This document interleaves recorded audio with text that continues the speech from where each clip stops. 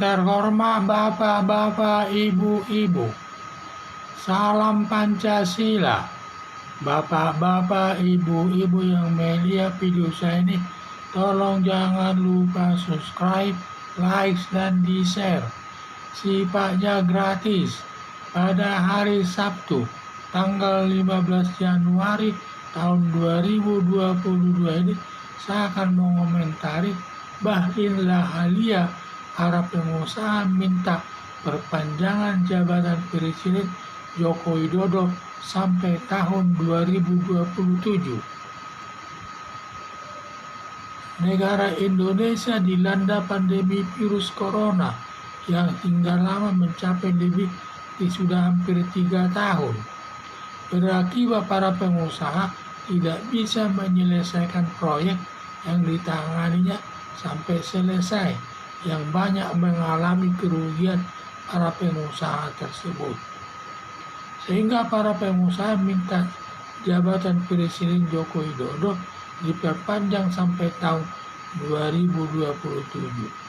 Karena kalau nanti mereka sudah diganti, mungkin peraturannya sudah dan lagi belum tentu lagi dia nanti memegang proyek tersebut.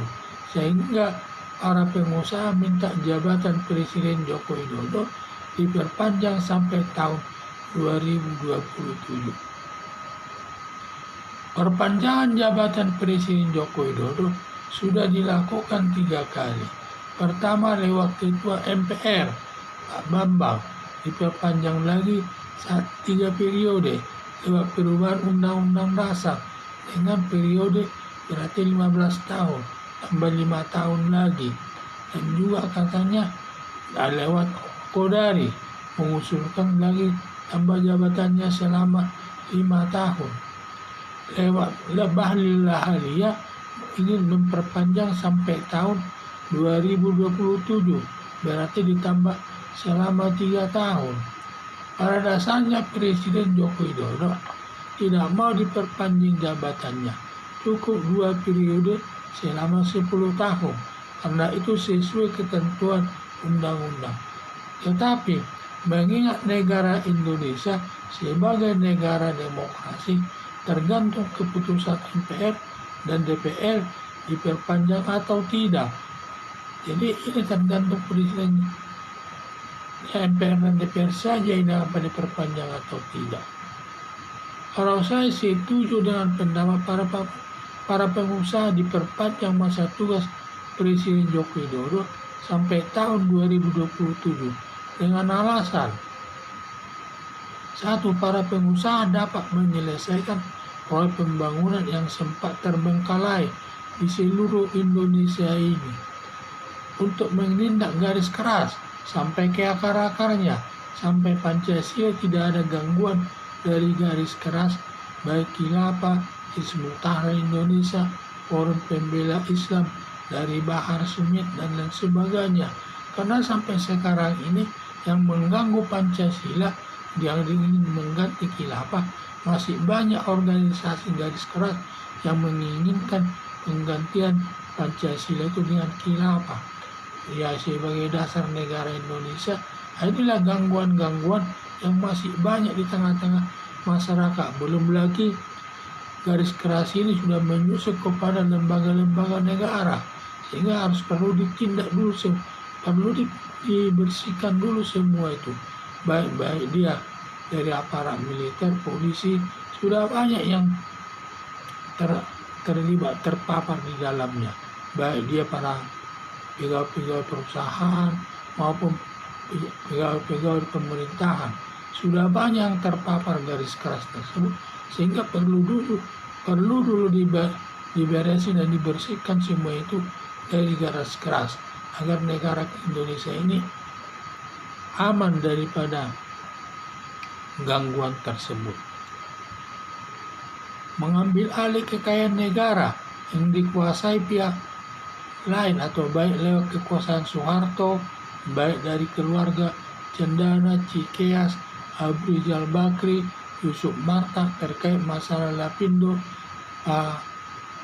Adel Muhammad lewat pinjaman BLBB sebesar 130 miliar. Dan ini masih banyak, belum selesai nih semua untuk mengambil kekayaan negara tersebut. Baru yang berhasil diambil baru sebagian kecil, termasuk gedung Gelora Bung Karno dan juga Taman Mini Indonesia Indah. Ini diambil dari tangan daripada keluarga Cendana. Masih ada lagi yang perlu ditarik, yang belum selesai di penyelesaian masalahnya. Termasuk juga masalah mobil Timor. Ada tagihan daripada pemerintah sampai 3,5 triliun katanya, termasuk pabrik Timor tersebut dan juga tanah-tanahnya. Ini belum selesai, semua ditarik. Sehingga seharusnya selesai dulu ini semua ditarik. Memperbaiki manajemen BUMN yang banyak perusahaan negara merugi yang diambil para pejabat sebelumnya, antara lain asuransi Jiwasraya di mana rugi dia sampai 16 triliun dan perusahaan Asabri sebesar 18 triliun. Jadi banyak juga perusahaan-perusahaan negara ini yang mengalami kerugian. Hampir semua mengalami kerugian. Sehingga perlu dulu diperbaiki manajemennya. Termasuk perusahaan Garuda rugi juga, dan semua banyak ada korupsinya semua di dalam. Sehingga diselesaikan dulu. Setelah nanti selesai, barulah nanti bisa memikirkan jalan selanjutnya. Khusus poin 2 dan 3, masalah garis keras dan juga masalah pengambilan harta kekayaan yang dikuasai oleh pejabat negara masa lalu, agar Joko Widodo hanya Joko Widodo yang berani menindaknya. Bila sampai ganti presiden Joko Widodo, diduga akan hilang itu semua. Termasuk juga masalah garis keras tersebut, mungkin mereka akan hidup kembali dan akan dimanfaatkan nanti untuk memperbesar partainya tersebut, sehingga akan kembali nanti merajalela garis keras. Apalagi sekarang garis keras sudah merajalela. Hanya Presiden Joko Widodo yang berani menindaknya tersebut. Harapan saya Presiden Joko Widodo mau menerima perpanjangan tugasnya sampai tahun 2027 nanti berdasarkan 4 alasan di atas. Sekian dan terima kasih.